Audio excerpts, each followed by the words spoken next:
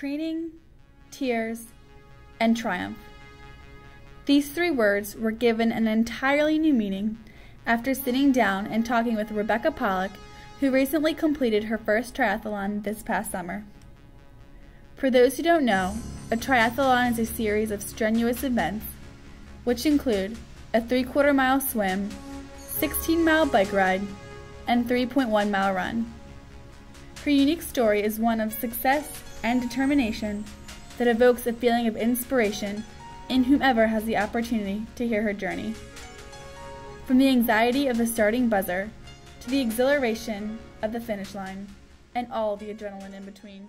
Training all summer. I had been working out every single day. I had read triathlon magazines, how to be mentally prepared, everything, but when I was standing on the dock, right about to jump into the water, I was shaking and I had tears in my eyes and I was so nervous. So it's more of a mental game than it is anything, because I was physically prepared, but just mentally, there's nothing to really prepare you to jump in the water with 900 other people and just swim.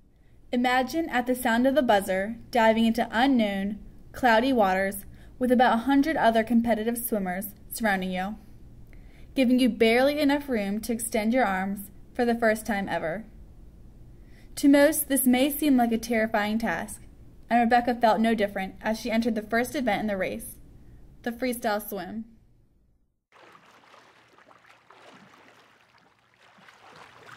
I'm standing on this dock and they have safety kayaks that you can hold on to, and the only thing I was thinking of was trying to scout out where all the safety kayaks were, because I really thought I was going to need to be rescued, because the water was so dark and murky and it was choppy waves, and it was nothing like swimming in a pool at the gym. It was nothing like that at all, so it was just absolutely terrifying. All I was thinking was, where is the closest safety? In 20 seconds of the swim, I got kicked in the face and had a bloody nose in the water and was treading in this water. It was about 30 feet deep. You couldn't see anything in front of you underwater, and I was just treading there, crying and trying to wipe this blood off my face and hyperventilating because it was so scary. And you feel people's arms and legs all over you because it's so just compact, because everyone's jumping off the same tiny dock and it hasn't been long enough for everyone to kind of spread out. So it was just so scary, and I was just trying to find that safety kayak, and then I knew that like if I grabbed onto that kayak, they could pull me from the race if they thought I couldn't finish. So I just could not handle not finishing. With tears in her eyes and blood on her face, Rebecca wasn't about to give up and let the panic of the swim get the best of her. After completing the exhausting 3/4 mile swim, the next portion of the race is a grueling 16-mile, leg-throbbing bike ride over rough terrain. Transition time was kind of intense. I was running out of the water. I was really just, all I was thinking was just get to the bike, because I had a really hard time in the water, so I just figured once I got on my bike, everything would be better. So I sprinted over there, got my bike, and I did my T1 in 2 minutes from the water to being on the road mounted, and that was actually one of the quicker ones, so I was kind of surprised that I was able to the adrenaline rush that was happening was just so extreme. And it's a race, and I'm a very competitive person, so I see people on these bikes maybe 100 feet in front of me, and I'm like, just pass the next person in front of me. That's all I need to do is to just pass the next person in front of me. And that kind of got me through it. And the good thing was you wear the same outfit from swimming to running, so I was like very cool because the water was on me. I wasn't overheated. So it was just, I was very just relieved to get out of the water, and I was just trying to go as fast as I could up these hills. There was nothing in my mind besides just keep going and go faster. There was nothing else besides that was really happening. Going up a hill is just the most ridiculous thing. I literally thought my legs were just going to snap off by the end of it. It was these windy hills and back roads with woods, and there were cars zooming by because they didn't shut down the roads. And there's just so many bikes on there, and it was very intense to get up the hills. I know I would go from 28 miles an hour coasting down a hill to all of a sudden like 7 miles an hour grunting and groaning trying to get up another one. So it was hard, but it was really fun. The biking was actually fun instead of stressful.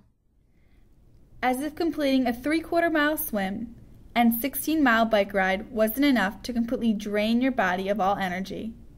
The final 3.1-mile all-out sprint to the finish will definitely do the trick. At this point in the race, Rebecca is on her last leg, with the finish line in sight and the sound of the cheering fans in her ears, giving her that final much-needed drive to finish.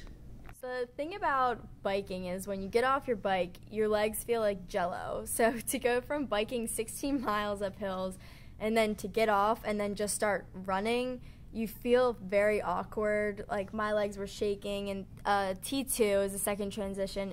It's also called a brick. And I have been practicing bricks all summer because, like I said, the feeling of getting off a bike and then running is just very unfamiliar, and you feel just like very, I don't know, like your legs feel like jello. That's the best way I can describe it. There's just no support.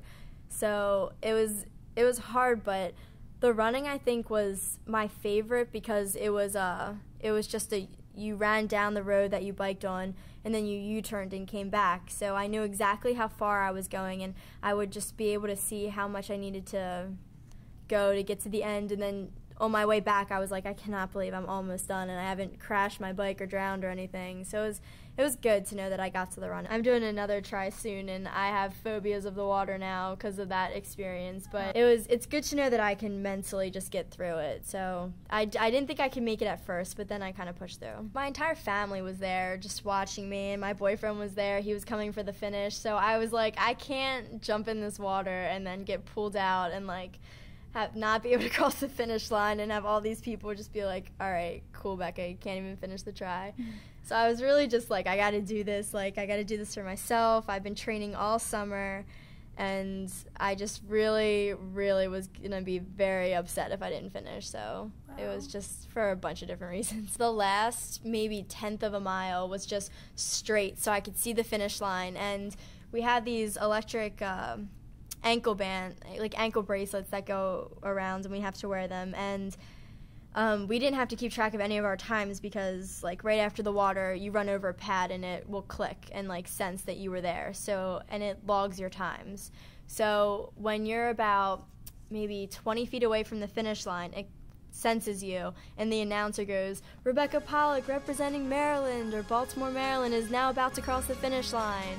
And I heard all these other names being called before I got to that point, and I just started sprinting, and I didn't even know I had enough energy to sprint, but I just booked it down there. I was like, I need to finish right now. And it was so great, and everyone, all my family and everyone was waiting for me right at the finish line, and it was a great feeling. From the initial dive into the unfamiliar open water to crossing the finish line with only the cheers of her friends and family pushing her forward, Rebecca managed to finish the try in 2 hours and 21 minutes, beating her goal by 9 whole minutes. Triathlete Dave Scott once said, "If you set a goal for yourself and you are able to achieve it, you have won the race." Your goal can be to come in first, to improve your performance, or just to finish the race. It's up to you.